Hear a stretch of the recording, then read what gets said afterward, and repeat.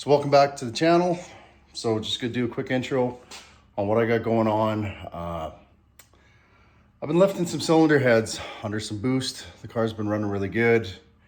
I've ran a personal best of 956 up in Beaver Lodge, Alberta, and lifted one of the cylinder heads under about 21 pounds of boost.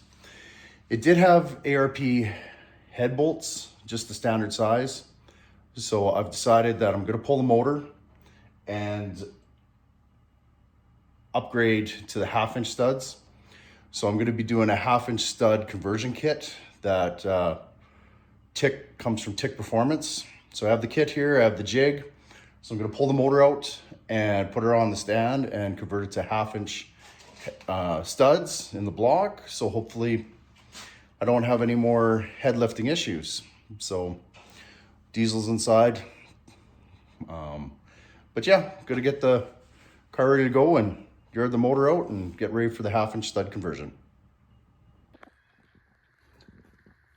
Okay, gonna start the disassembly process. Before I do, this is the new K-Tech 112 throttle body, and had to buy a 112 to 120, or sorry, 112/120 Magnuson adapter. So this adapter takes the 112 and the 120 mil throttle body right to the case. This is gonna be a lot of work.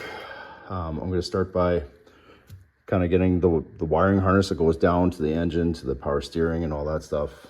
Take that all off, and take the exhaust headers off, because obviously pulling the heads. So gonna start underneath the car, doing what I gotta do, and then I'll start working on the top side, taking off all the coolant lines and start pulling the supercharger.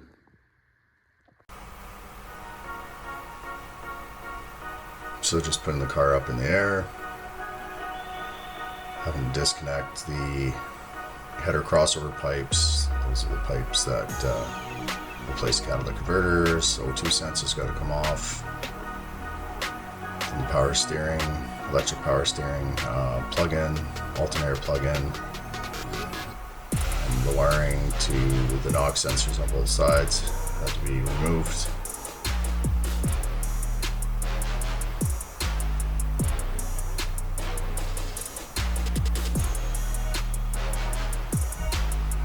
Next, I'm just pulling spark plug wires, getting them out of the way so I can drop the headers down and out.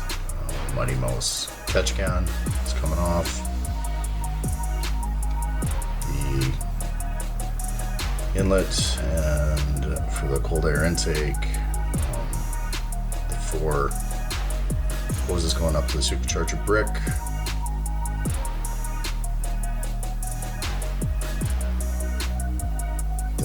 The main wiring harness off the top side of the supercharger.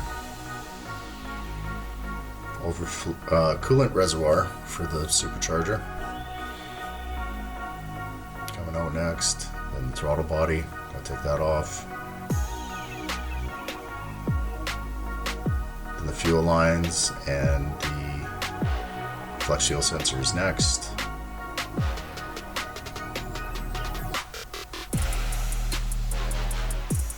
Take the lid off of the 2650, which is a lot easier to take off than the LSA blower lid, where it doesn't have slotted back bolts, where this one does. The bolt holes, which is nice because the lid slides forward and out. And then you got to take the bolts that hold the supercharger down to the cylinder heads are next. Doing that, you got to make sure you kind of prop up the front to get your wiring harness and unplug all your injectors, and all that harness can get pulled out of the way.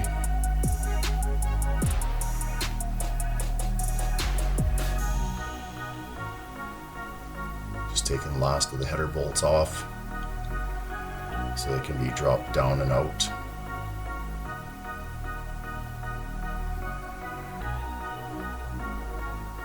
More wiring harness rest needs to be pulled out of the way for the transmission.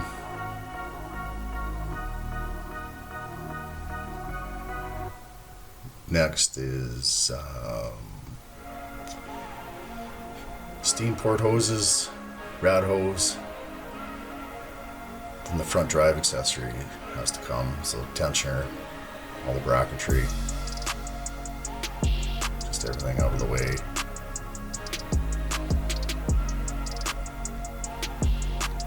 Basically anything that attaches to the cylinder heads has to be pulled off and out of the way.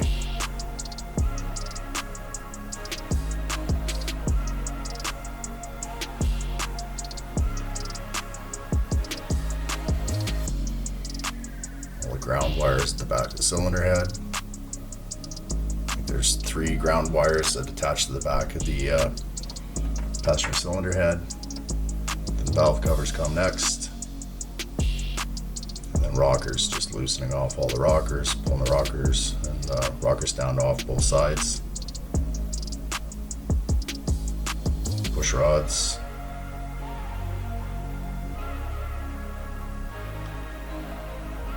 Then the cylinder head studs. These are the ARP studs that I had originally put in. So I'm just loosening off the heads. Pulling the washers off the studs. Sometimes it can be finicky. And then pulling the studs out of the block just to get them out of the way so when I pull the motor up and out, it doesn't snag on anything.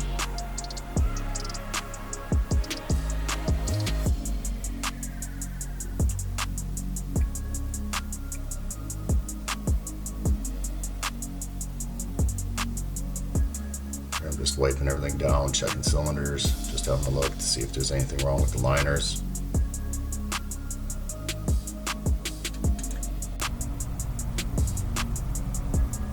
Just pulling the studs off the other side and breaking everything loose.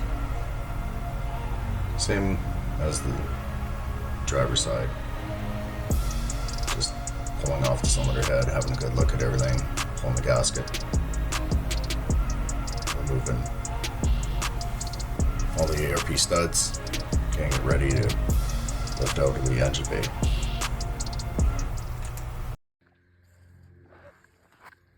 Having a look at the head gaskets, looks like I had some horse torques escaping into the water jacket there. Heads look all right. I'm gonna check them with a straight edge. Just been cleaning them up. Just having a quick look at the block here.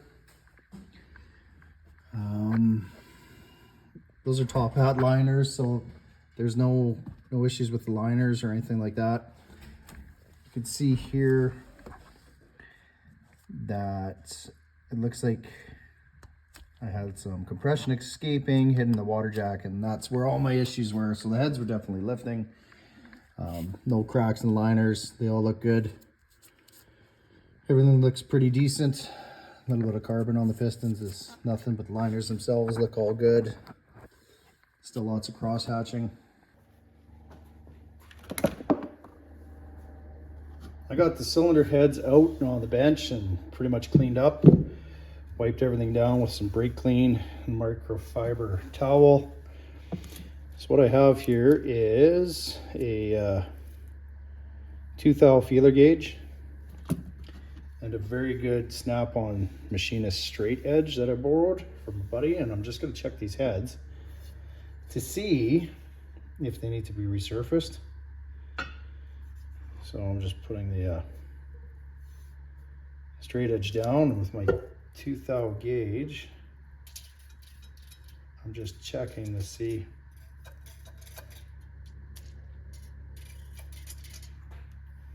in a few spots if they go under.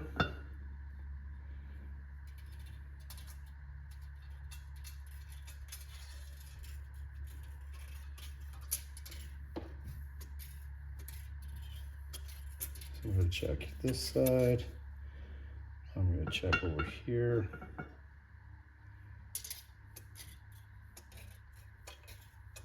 Nothing's even sticky.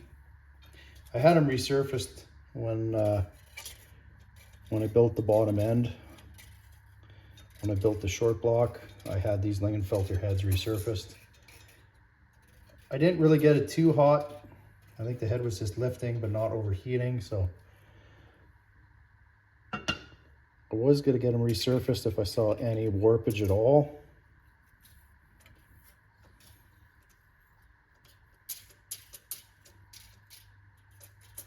Probably in here is where I'm really concentrating between the cylinders. But that one looks good. And so I'll call this head good. I'm not going to bother getting it resurfaced. I'm going to check the other one. If everything's good to go, I'm going to proceed on pulling the motor to do the 1/2-inch head stud upgrade. So here I'm just removing the mounting bolts for the AC compressor.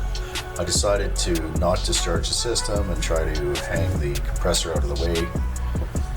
That way, once the engine goes back in, I don't gotta mess around charging the AC back up. So I was able to loosen it off and pull it out of the way, hanging it with a bungee strap, keeping the compressor to the passenger side of the frame rail. Just taping everything up, making sure I don't drop anything down, because it's not going to be a complete engine teardown. I don't want to have any contamination going into the lifter valleys. Got to remove the valley cover for the lifting plate. This is just a multi-hole, multi-angle lifting plate that I got from Amazon. Works pretty good. The cherry picker.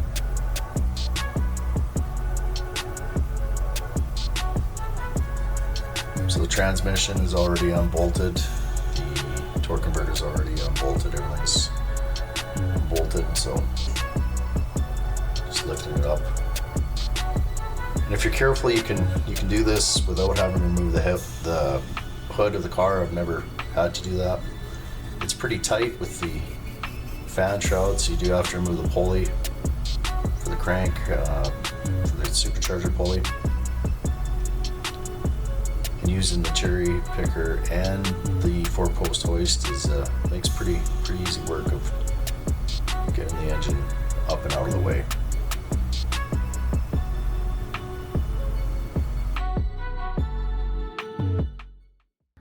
Well, that escalated quickly. The engine's out. Just a simple head gasket job. Yeah. So I'm going to be doing the 1/2-inch stud conversion kit next.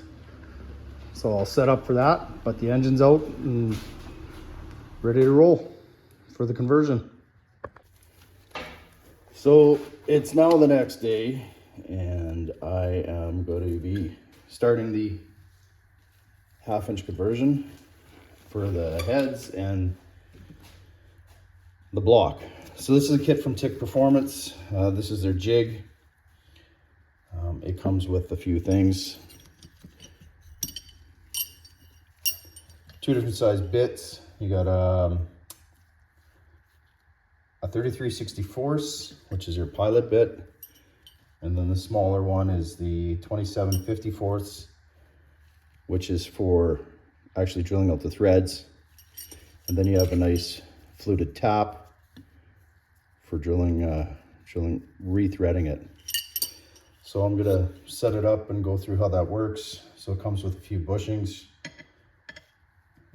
that go in here for your drill bit guide. And then this one is actually for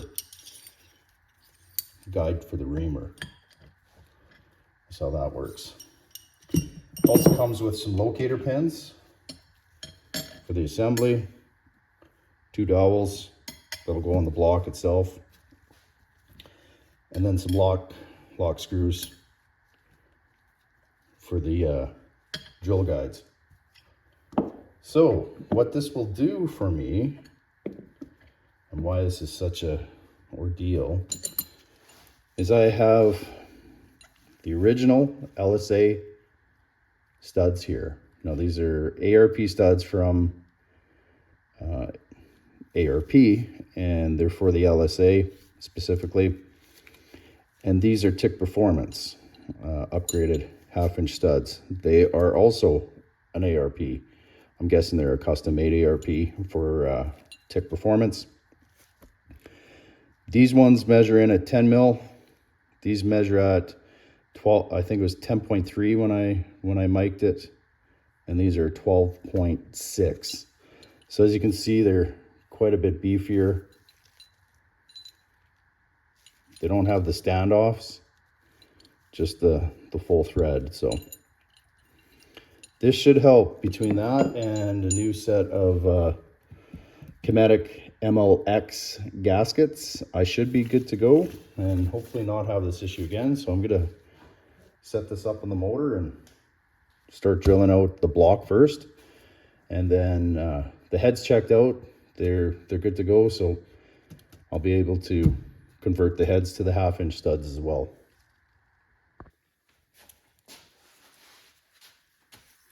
First thing I got to do is measure the counter bore, which is the top of the threads and the bottom of the threads, to set up the fixture. So what you want to do is use the end of your caliper and just find the top of the thread on the counter bore.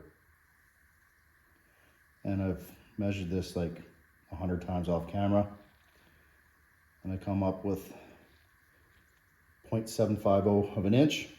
So that's top of my threads. Then at the bottom of the threads, you don't want to go in the center because the hole is tapered just like a drill bit, and we're going to be setting up the drill bit off the cutting edge for the depth. So you want to just lay it on the threads and just let it slide to the bottom so that it's measuring the side of the hole, not the center, right at the end of the threads.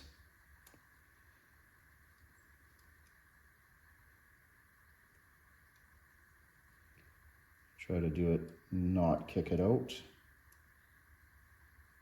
And that's 725, 720, 724. Check the couple.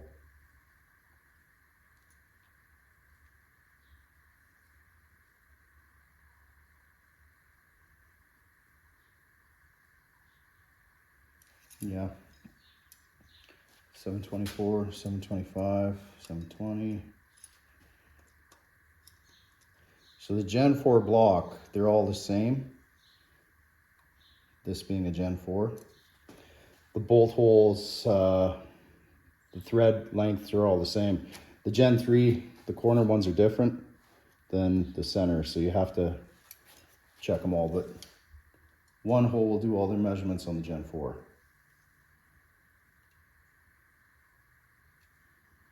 Okay, now I got my measurement. I'm going to set up my drill bit and the fixture.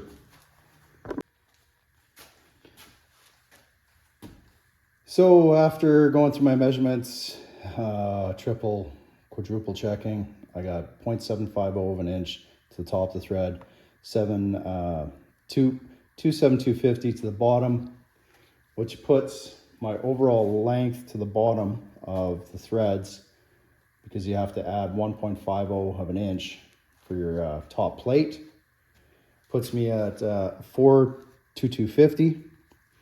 That's what I did. And now we got to go from the edge of the hole. So I measured from the edge of the cutting bit, and so that's 42250, and I marked it. So I'm gonna start cutting the threads.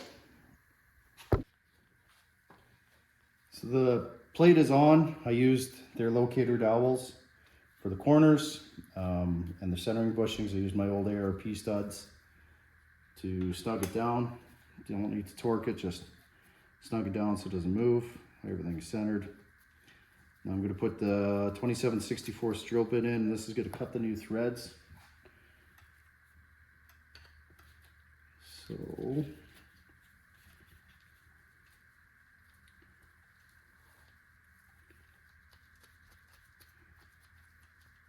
like that, just to keep the bushing from moving.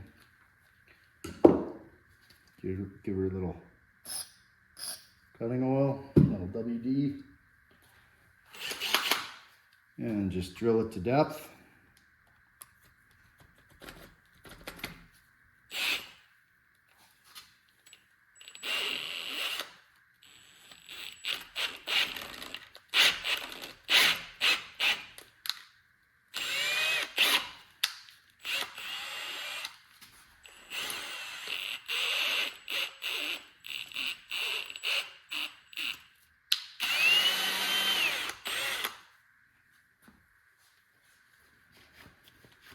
And this bit wants to take off pretty easy through this aluminum, so I'm gonna go slow.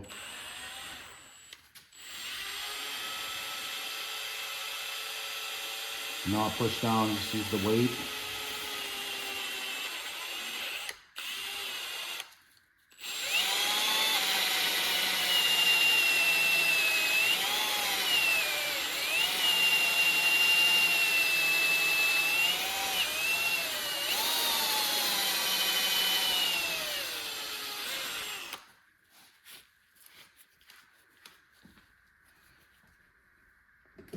Blow some air out of it.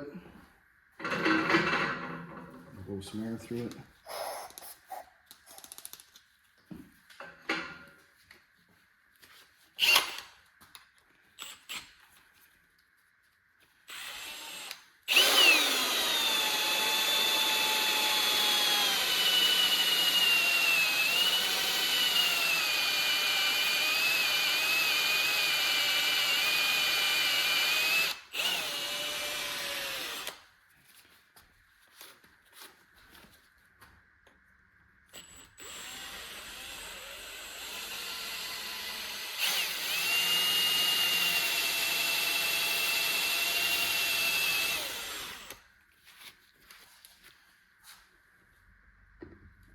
That's that, and then I'll continue on doing the other three, and then I'll do the counter bore.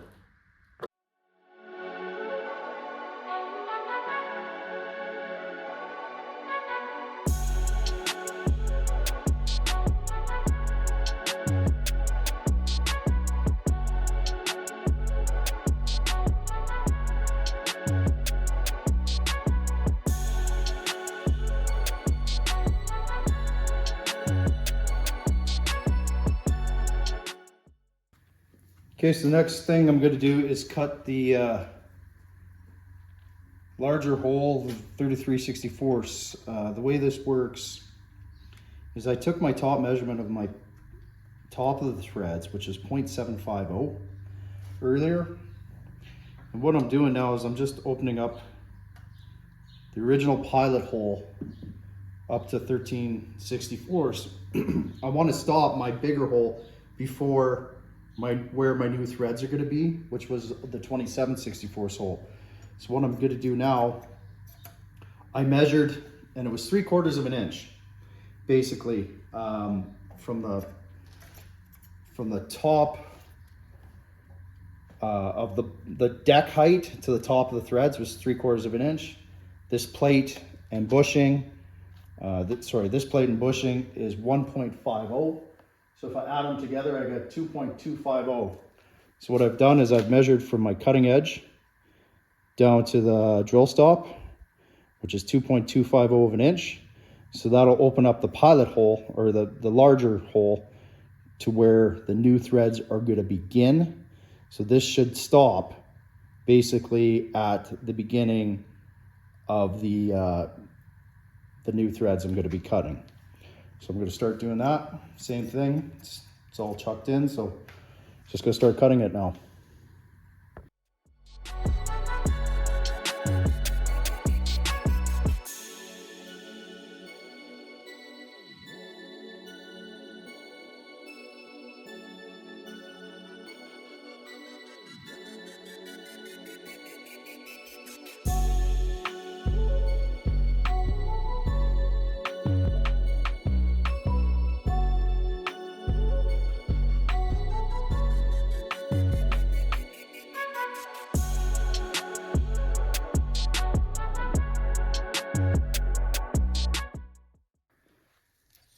So now that the two holes are cut to depth, I'm going to take the spiral flute, which is here, and the bushing, and start cutting some threads. So there's the guide. Has to go on the guide first. Put a little juice on it. Lock it down in place and tap it to bottom. Then you should be able to put in your 1/2-inch studs.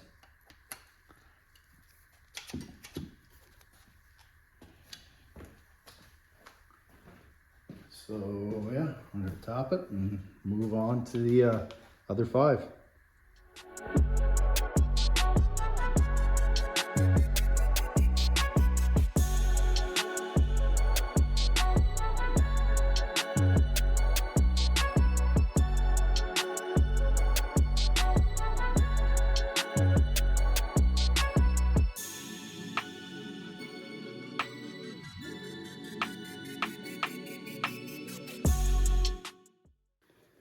Now that I got the 6 holes done, they're set up for the 1/2-inch studs. I'm gonna put 4 in here and then just repeat all 3 steps on the outside corners as well. And because I'm using their dowel locator, the factory head dowel is the inside diameter is too small. The one they provide is big enough for all 3 of these processes. So I'm gonna put in my 4 studs, snug them down, and do all 3 steps. 27/64, 33/64, and then tap them. And then this side will be done.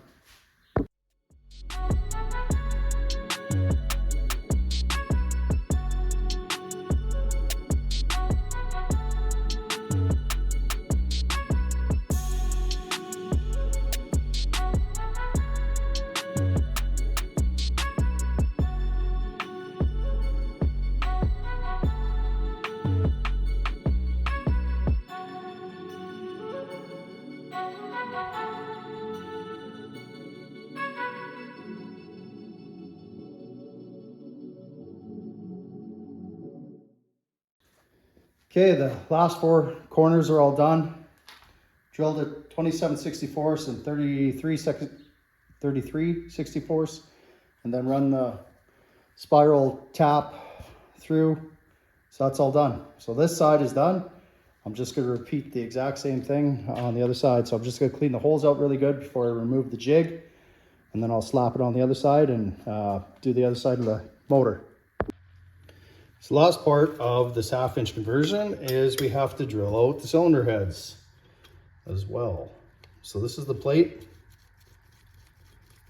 Just locate it with the dowels. Just sitting on there, it doesn't get bolted down or anything. So I take my 33/64 bushing, 33/64 bit, a little bit of WD, and just spin her on down. Whoa.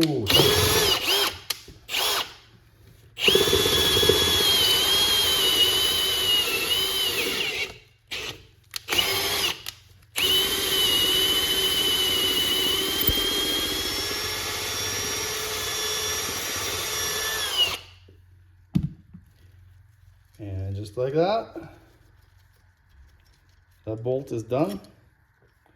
Take it out, vacuum it out, move on down the line.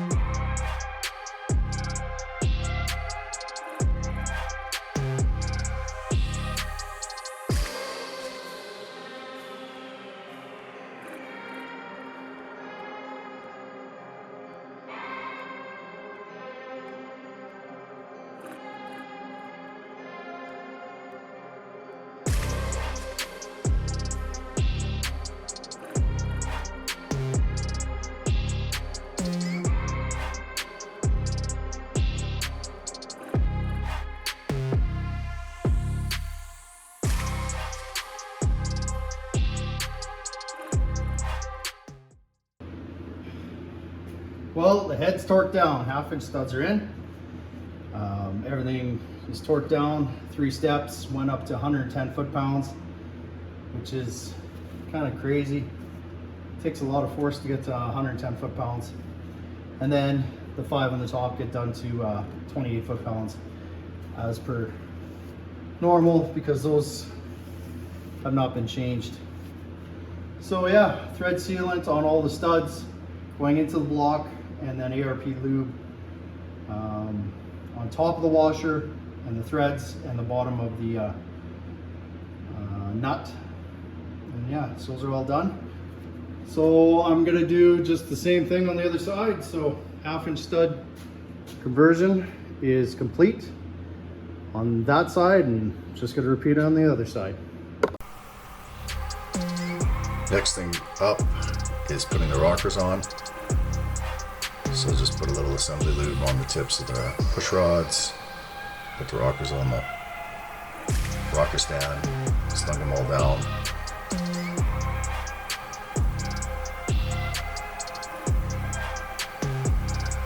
Then I start rolling over the engine and torquing the rocker studs in sequence to proper torque specs.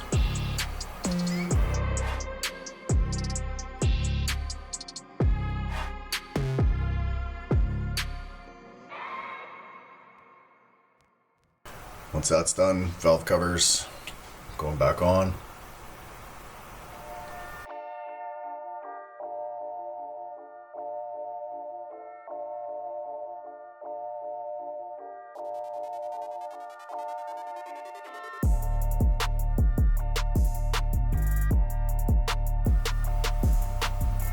Lifting plates off, cleaning up the valley cover. It's the remote extension for the oil pressure sensor. Valley plate for the supercharger. Installing them all and then torquing them up.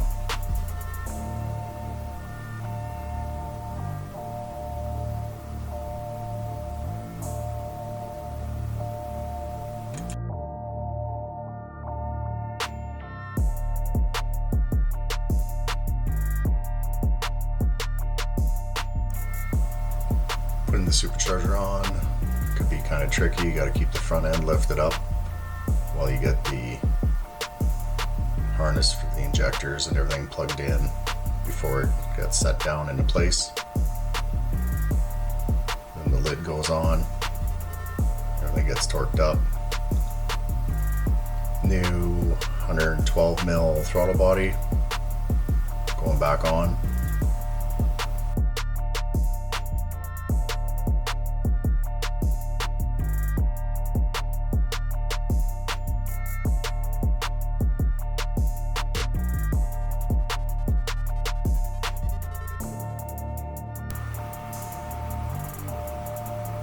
Just hooking up all the wires back to the alternator. Everything underneath the car had to get hooked back up again. This is the reservoir tank for the chiller system, holds about 5 gallons. The fender tank from Dedicated Motorsports works really good, adds extra volume. Just tight to get it in there. Then obviously the new cooling lines, rerunning those, going to the stage 2 Forced Induction Interchiller that I installed at the same time while I was doing the head stud upgrade. Catch can going back on, all the hoses getting rerouted. It's the Mighty Mouse Extreme catch can.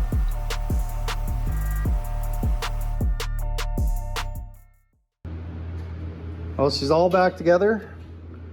Just have to put some rod fluid in, some coolant for the supercharger. While everything was apart, I installed a Forced Induction Stage 2 chiller. That's where my old killer chiller was. I opened up this crash frame a bit, had to remount the bigger brick. Obviously it's got a fan and a second condenser. It was a little bit of a bugger to get everything to fit. Coolant lines run the same way, they're all insulated. So now when the chiller is running, and we'll just go do that. And the chiller is running. And I hit the chiller button. Light turns blue.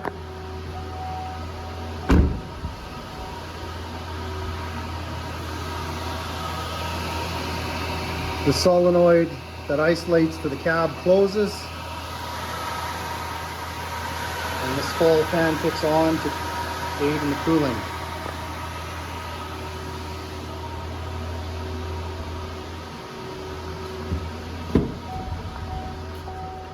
Shut that off.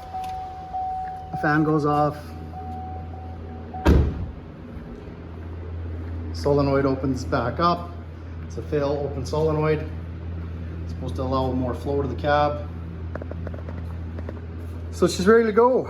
I'm gonna leave the front end off because I need to pull a vacuum on the AC and then do a recharge. And I'll just look for leaks, make sure everything's good and tight before I go bolt everything back together. So yeah, took a little bit of time, but she's all back together. Hopefully no more issues with the head studs. Hopefully this Forced Induction Stage 2 will be a little better. So I'm gonna go ahead and start pulling a vacuum on it. And once that's done, I'll pull a vacuum, let it sit for 20 minutes, make sure there's no leaks, and then start putting some 134A in it and start her up. Okay, put a vacuum on the air conditioning unit, let it sit, vacuumed for 45 minutes, let it sit for 30 minutes, no leaks.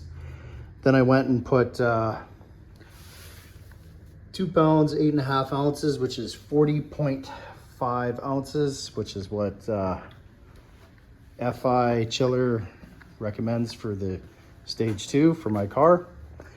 I have coolant circulating through the chiller brick, and the rad's pretty much topped up, so gonna start her up and see how she goes.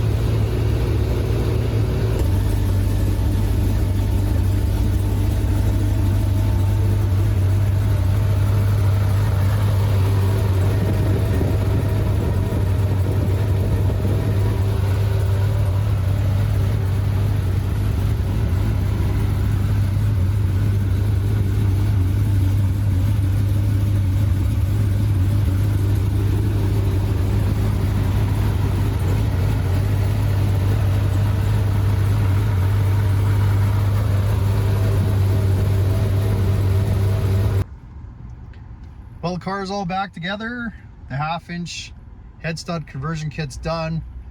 I have some Kinetic MLX head gaskets in, 5-layer head gaskets as well. I also did the Forced Induction Stage 2 chiller system. So we're gonna get through the gates here, get to the pits, get all parked, make some passes, and see how we do.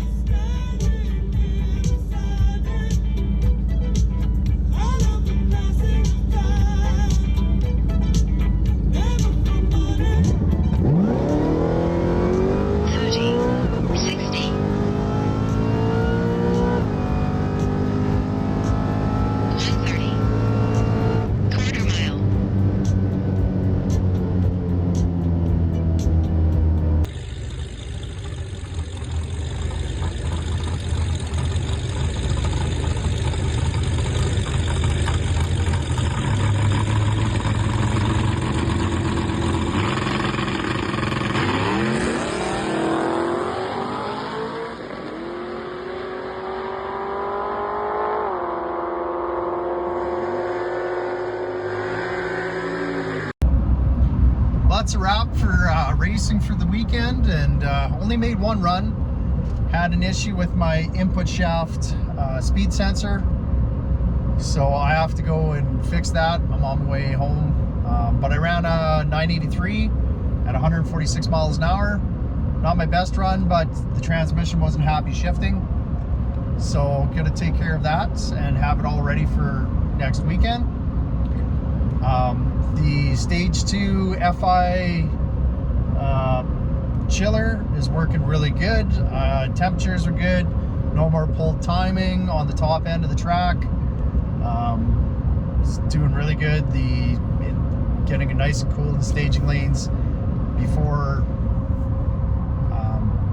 the run, and staying cool throughout the run. I think the highest temperature I saw going through the traps was around 140 Fahrenheit, intake air temp too. Still a little warm, but I'm gonna run some blower spacers next year. That's supposed to help as well. But so far so good. Really happy with it, and really happy with the Tick Performance 1/2-inch stud conversion kit for the Gen 4 LS block. So all in all good. Just a little hiccup with the transmission, but I'll have that all fixed up for next weekend. So thanks for watching, and if you like, subscribe, and we'll catch you next time.